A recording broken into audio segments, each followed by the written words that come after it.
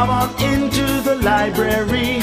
It's a place where I love to be. Look in a book, here's a story for you. Who makes stories when the day is through? Who makes stories when the day is through? Story makers, working through the night till the rising sun. Story makers, stories are fabulous, stories are fun. Milton Wordsworth, Jelly and Jackson, working through the night till the rising sun. Story makers, stories are fabulous, stories are fun. Come and be a story maker.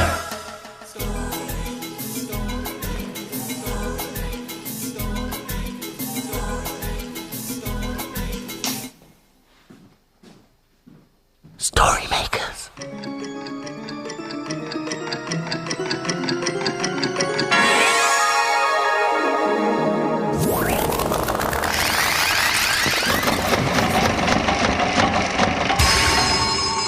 Story makers. it's midnight. Hello. Has everybody gone? The sun is down, the stars are bright. Story makers come out at night.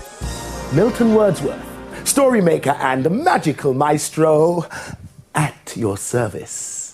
You know, I was listening today and some of the children said they were going to a fancy dress party. Oh, fancy dress. Oh, is that when people wear their fanciest clothes? No, Jackson. It's a party where you dress up as someone else. That's right. Well done, Jelly. Can we have a fancy dress party? I'm sure that could be arranged. There you are. Can you guess who they are? Well, Jelly's got a beautiful dress and a tiara. I'm a princess. What about Jackson? Well, he's got a stripy shirt and a funny hat that I recognise. Oh, it's easy. I'm a pirate. Oh, brilliant. A life on the ocean wave. Oh, must go. I've got treasure to find. Okay.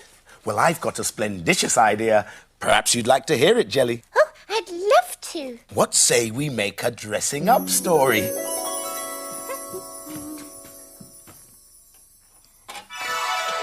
Perhaps you'd like to help us get the machine going. You do it like this.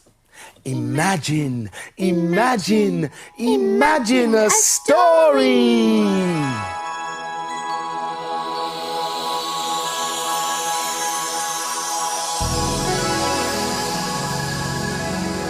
It's a playbook.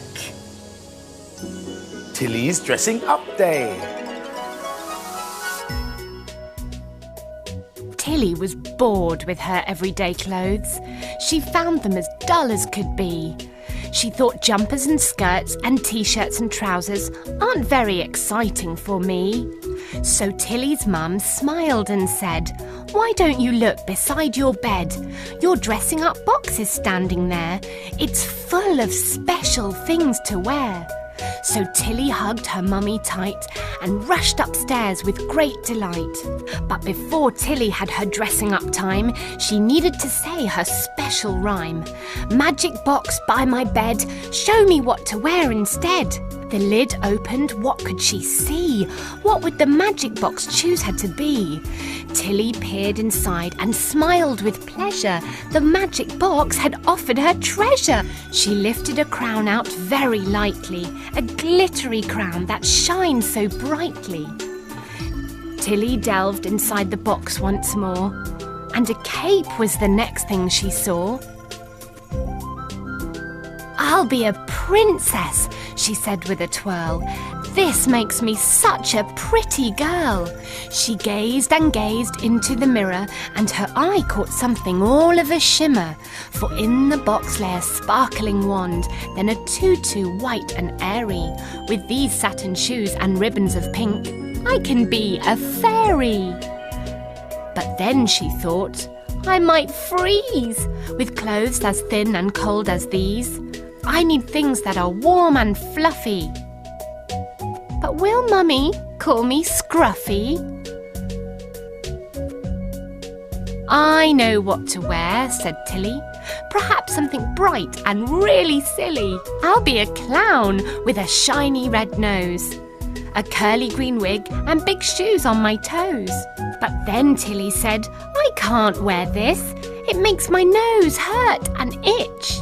So back in the box, Tilly rummaged and pondered. She thought and her mind wandered. A spotty dress and stripes on my tights. Does this go together? I think what I need to finish it off is my hat with a special feather. Tilly smiled and jumped with glee. Mummy, she cried, come and see me. Tilly, you look lovely, Mummy said. But now I think it's time for bed. She was a bit like a model girl. Can we have a story about being a model?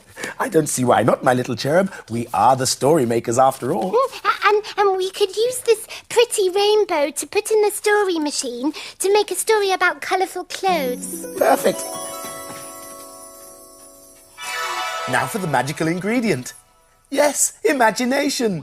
Are you ready? Imagine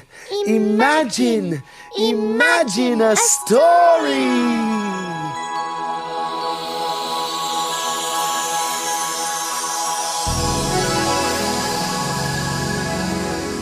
It worked! It's a blue cow story. Blue cow becomes a model. In a field not far away is a herd of cows grazing quietly. One of the cows is most unusual. Blue cow wonders about the big world beyond her field. One day, Blue cow was munching grass when an advert showing beautiful and colourful clothes blew into the field. I wonder what it would be like to wear clothes like that. She's off again, said the other cows. So Blue cow caught the bus that stops beside her field. I'd like a return ticket to a fashion show, please. There you go, madam. Hold very tight. And they set off for a very fashionable place.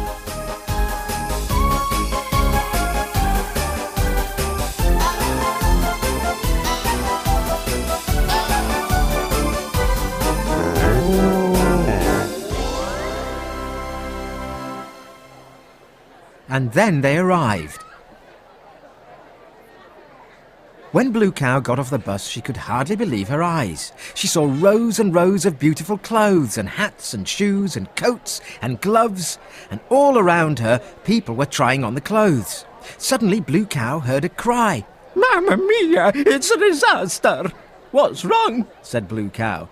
I'm Giorgio Ciocci, the designer. The famous catwalk model Meow Me Candle cannot come today. I need another model. Oh, can I help? Said Blue cow.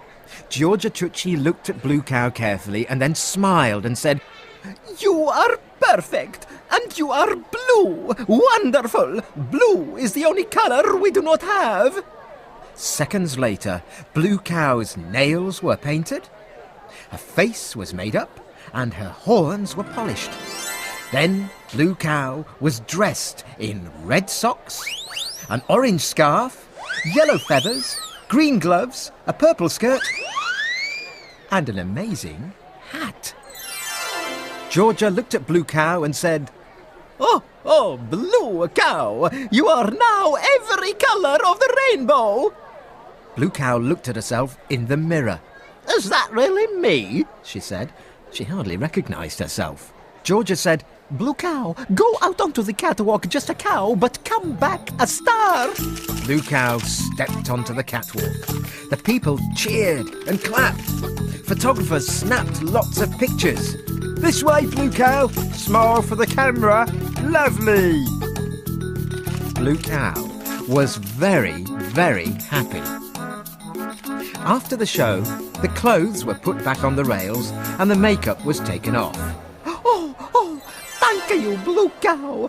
Come back whenever you want to be a model again, said Georgia. Oh, thank you, said Blue cow. Maybe I will. Bye. Milton, I've made you a fancy dress costume. Wow, thank you. What is it? It's a jelly design. Oh, my fancy dress is a jellyfish. That's right. Yeah. Oh, talented one. Could I make a suggestion? Of course. Could we use this to make a story? Oh, yes, that's great.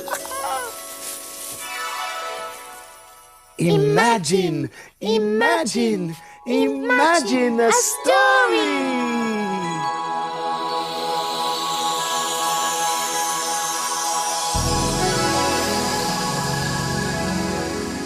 It's a Barnacle Rock story. It's called The Helmet Crab. Once upon a tide at Barnacle Rock, the seahorse baby woke up early. Rise and shine, everyone under the sea. Dad, I want to play now, I'm not sleepy. It's too early. Groaned Harry. Stay in the pouch. He started to snore. The seahorse baby was feeling naughty, so she floated out of the pouch. She hadn't gone far when she found a big cave to explore inside. The cave seemed to have an open window, which was very strange. I'm going to play forts in here, cried the seahorse baby. But suddenly, the window closed with a snap, and the seahorse baby was trapped inside. Later, Harry the seahorse woke up. Out you come, Littley. He yawned. When Littley didn't appear, he looked in the pouch. Where is she? Littley, Littley! What's up, Harry? Said Ellie, appearing from amongst the seaweed. Littley has gone. I can't find her anywhere. Cried Harry. Have you seen her, Barnacles? Asked Ellie. No, we've only just woken up. Chimed the Barnacles. Maybe Electra has seen her. No, I haven't seen her anywhere. Sparked Electra. I've just woken up too. What's that? Harry spotted the strange shiny object on the seabed. Ellie looked puzzled. Is it some sort of crab? Wait a minute. I can hear something. Said Harry. A muffled cry came from the object. It's Littley. Cried Harry. What's up? Papa Clam appeared from under the sand. It looks like Littley is trapped in the belly of a giant crab. Ellie wailed. Ha! Papa Clam guffawed. That's no crab. It's, now, let me think.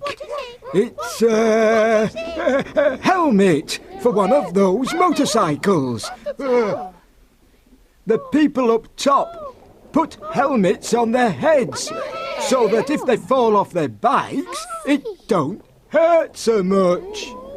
But how do we open it? Cried Harry. My Littley's trapped in there. Well, we'll need quite a strong fish for this. Hold on a minute. Gruff! What's all that kerfuffle? Grumbled Gruff. Littley is trapped, and you're the strongest fish. We need all your help. Said Papa Clam. With one mighty nose shove, Gruff pushed open the helmet and the well seahorse done. baby popped out. Thank you, Gruff. She sighed. You mustn't go off without me. Said Harry. You're too little. Sorry, Dad. She whispered. Oh, we finished that story just in time for all the story makers. And princesses. And the pirates. Hidden away. The dawn is upon us. The morning is nigh. We've made our stories, and we bid you goodbye.